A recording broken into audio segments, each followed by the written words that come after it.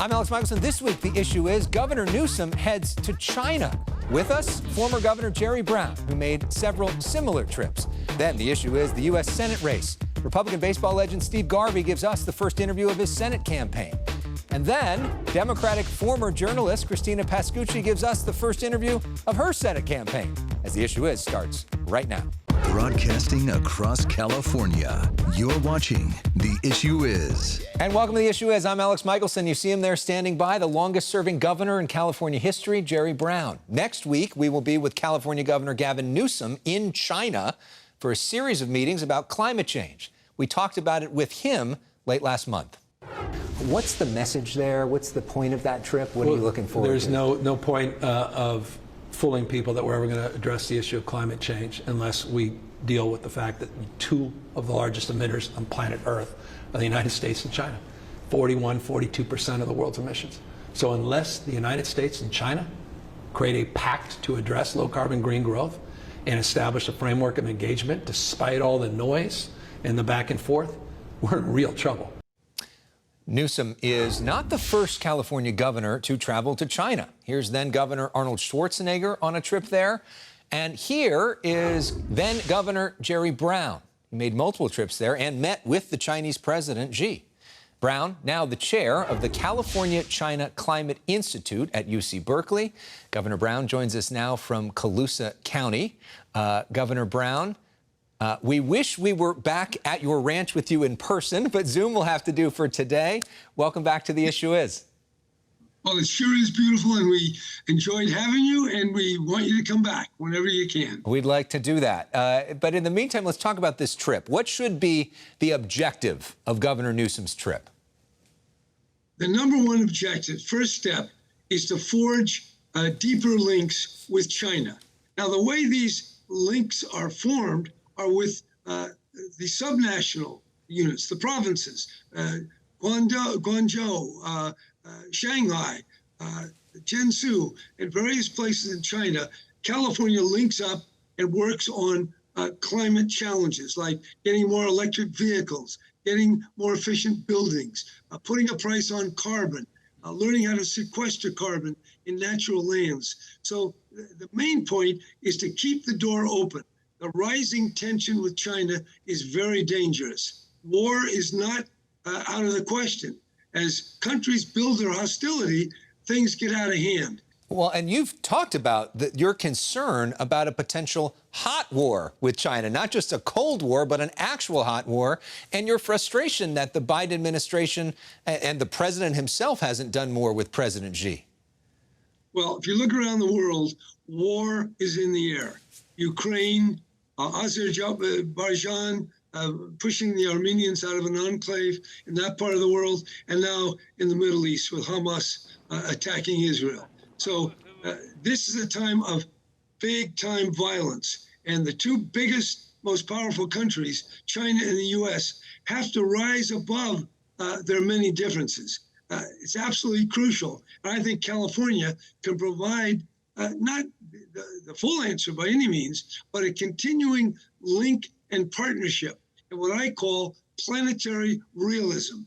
What planetary realism is, hey, we're on the same planet. The climate affects all of us, all 8 billion. The virus, the potential of nuclear weaponry, all that affects us in common. We have a common interest because we have a common vulnerability. And I'm very happy to see Governor Newsom carrying on what has been started by Governor Schwarzenegger, carried on by me, and now continued by Governor Newsom. It's profoundly important for California, for America, and in fact, for the whole world. You have met with Chinese President Xi multiple times.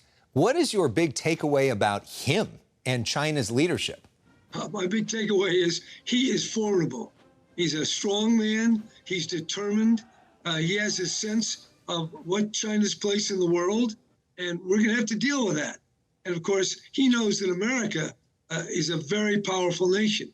We've got two powerful nations, and we got a planet that's big enough for both of us. That's really the message. You're not going to get Xi to cower before American power. It's only on the basis of mutual respect, recognizing that I say there are 3 points. One, recognize that China is a different system, a different civilization, a different way of doing things. Number two, let's focus on getting our own house in order, and then let's craft, build what they call a modus vivendi, a way of living together with China and America in this world. Those are the 3 points. And I think they're possible. In fact, they're absolutely essential if we're not going to have a war. This is a big test for Governor Newsom. How do you assess his leadership so far as governor? And what do you make of all the speculation about him potentially running for president?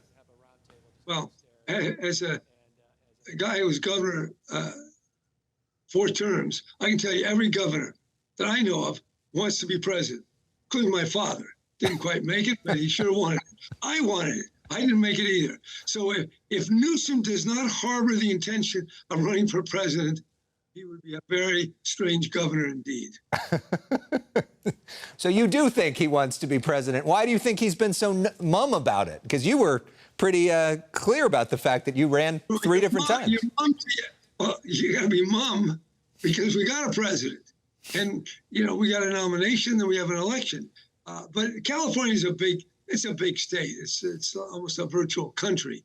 So Newsom's being tried. He's getting the experience. And this going to China, it's good politically, but more fundamentally, it's dealing with the absolute, well, it's not, the most important thing is to avoid a nuclear war. But right next to that is to get on with reducing carbon emissions so we don't have the horror that climate change will cause all of us in the next 10 to 20 years. So Newsom's on the right track. This is the right topic, and going to China is the right place. How do you assess him as a governor overall? I'd say good, doing good. He's taken some of the things that I did and it's taken them further on climate, on auto emissions, on electric vehicles, lots of things. He has flaws. Even I have flaws. So do all the politicians. But I'd say on balance, he is well within the tradition of California governors, Democratic governors, and certainly one of the best. What is your biggest flaw? My biggest flaw, oh my God, my biggest flaw, well, I have a lot of flaws. One thing, impatience. If I'd waited and not run for president in 1980, I might have been president. But, you know, might have been, would have been. That's the way it is. Indeed. We recently lost Senator Dianne Feinstein. I know you two were close, so close, that you asked her to officiate your wedding. We've got a photo of the two of you. What a great photo at San Francisco City Hall with your wife, Ann, there. What does Senator Feinstein mean to you, and what do you think is the most important lesson we all can learn about leadership from her?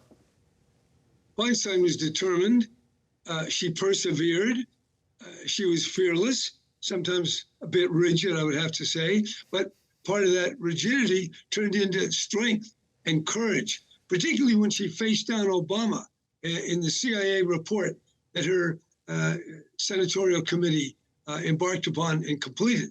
The CIA was tapping their phones over there at the Senate, and she revealed the horrible tortures that were done under the aegis of the American government. I think that was really her stellar moment, where she stood for human rights, for human dignity, and she stood against even a president of her own party.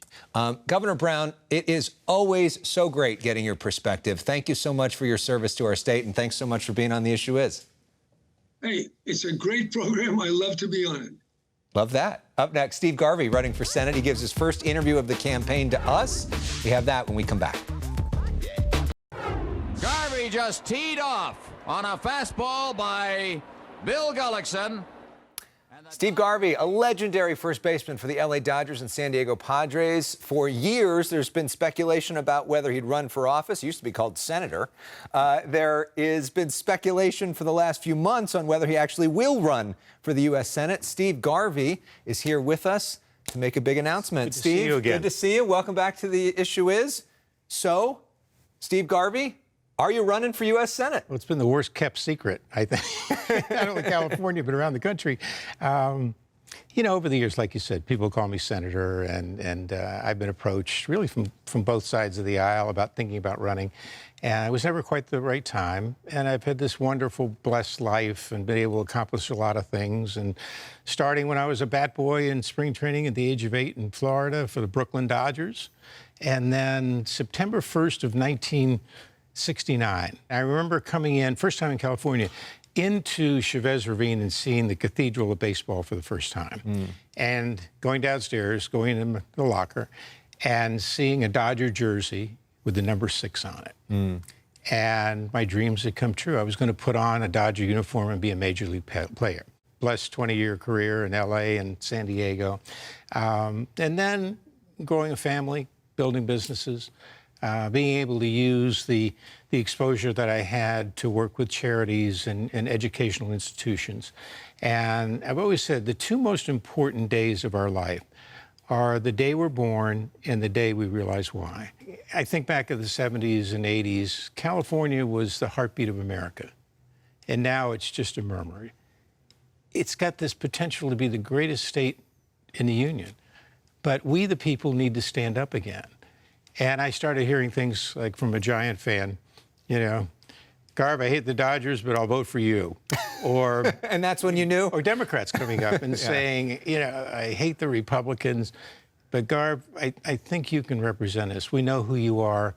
And I said, you mean, you know, I'll go to bat for you every day? And they said, yes. So I'm declaring a run for the next electable U.S. Senate and to be California's next U.S. Senator a year from now. Let's start with this. What is the biggest issue for you domestically? Oh, I think it's quality of life. And when you talk about quality of life, you talk about the economy and inflation. You talk about crime on the streets. You talk about education. Biggest international issue? Oh, I think it's national defense for this country. I put that everything else is irrelevant if we can't protect the borders of our country. What is the Senate committee you would most like to serve on? That's a good question. I think, you know, for a Californian, I think environment's so very important. I mean, the natural resources of this country are significant. We have to protect them. When people hear Republican, they think Donald Trump. He's the Republican frontrunner right now. Do you support Donald Trump for president? Well, you and I have talked. My race is the single most difficult in America. And every day when I get up, it's 24/7 focusing on this race. When I get a ballot for the general election next year, I'll look at who's on the ballot and I'll choose the person I think is best suited for the job. Did you vote for him the previous 2 times? The first 2 times I did. Yeah. What about another big issue, abortion rights? Are you pro-choice, pro-life? Where are you on that? The people of California have spoken. And the most important thing for a senator to do is to pledge to uphold the voice of the people. And I will do that, whether it's abortion or whatever issue that Californians have felt passionately enough to make that an issue that they believe in. But to that point, the people of California voted against Donald Trump by like 30 points in 2 different elections, and yet you're still open to supporting him, right? It's a good question. Okay. What about Israel? We see what's happening this week. Yeah. If you're in the Senate right now, what would you support on that front?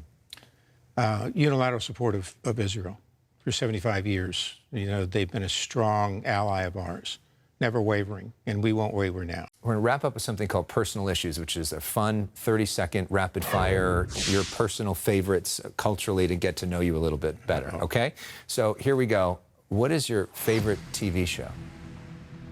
Oh, TV show. Billions. Favorite movie? The Natural. Nice. Favorite musical artist or band? Doobie Brothers. Am I dating myself? No, I love the Doobie Brothers. Who's your favorite baseball player right now? Oh, I think Freddie Freeman. I'm partial towards first baseman. Dodger first baseman? And, you know, he's 6'5". Yeah. And when we see each other, he puts his arm around me, and I feel like his son. And who is your role model, Steve Garvey? I think that Pope Paul. Why is that? Because of his honesty, because his leadership, is his straightforwardness, never wavering in his beliefs and his faith. We always play music on this show, so I'm playing for you I Love L.A., because that always plays when the Dodgers win. Great to see you. Great. Congrats on Thank you the so run, much. and look forward to talking to you more in the months ahead. Steve do it. Garvey, ladies and gentlemen. We'll be back with more of The Issue Is right after this. Coming to you from the land of Genghis Khan. Reporting from Dana Point on the side of a cliff. I'm Christina Pascucci in the Arctic. For years, Christina Pascucci has worked as a journalist based in Los Angeles, but often reporting from all around the world.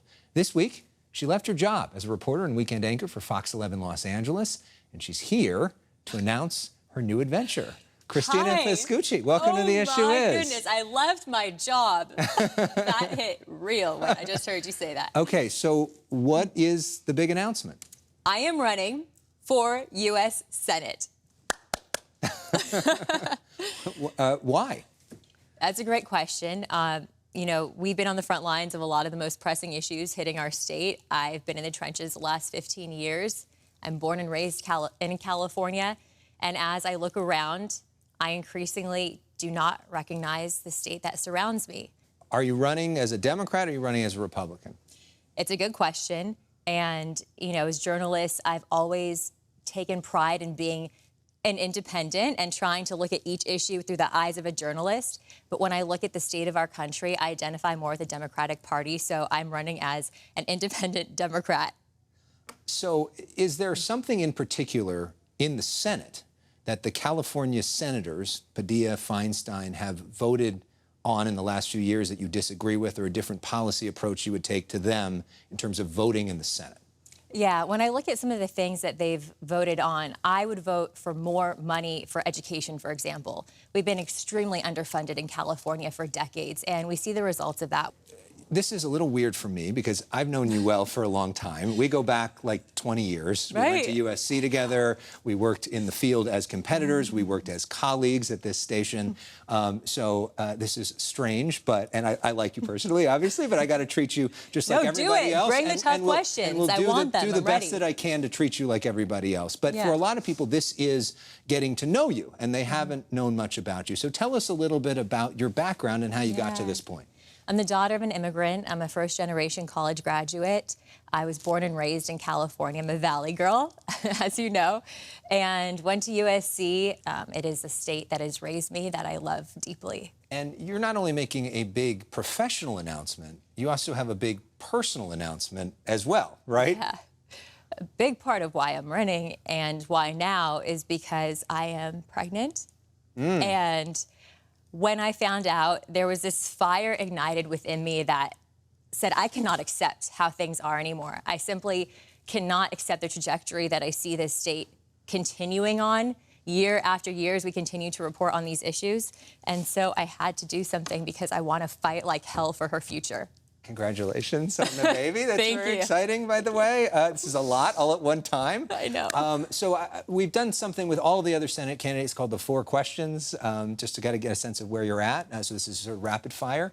What do you think is the biggest domestic issue? Homelessness and public safety. What is the biggest international issue you'd want to tackle in the Senate? What's happening at our borders right now, the border crisis, which is also a domestic one, obviously, but that's something that has to be addressed right away. What is the Senate committee you would most want to serve on? Foreign Relations Committee. Why is that?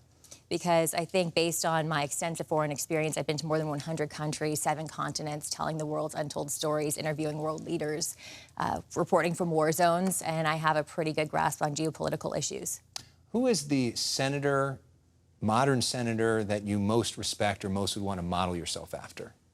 What I loved about Senator Dianne Feinstein was her way in which she could reach across the aisle and listen openly to people, even if she didn't agree with them. We've got an image of some of the other Democrats that are running that are in the House. We're talking about Adam Schiff and Katie Porter and Barbara Lee. All of them have been in Congress for years. All of them have big bases of support. All of them have already raised a lot of money. Adam Schiff has $32 million cash on hand. What is your path to victory? How do you combat that?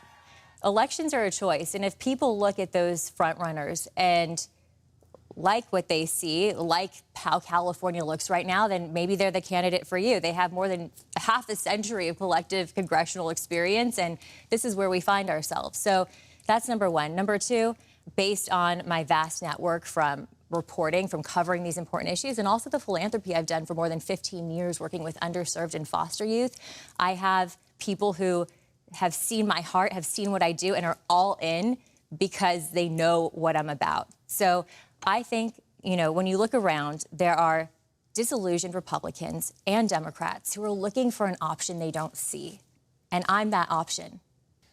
You've seen this show before, and we like to have some fun. So at the end, we play a game called Personal Issues. This is to get to know you a little bit better. So this is 30 seconds. Let's do it. Rapid fire. First thing that comes to mind. Christina Pascucci, what's your favorite TV show? Oh, my gosh. Okay. Guilty pleasure, The Bachelor. Okay. Favorite book?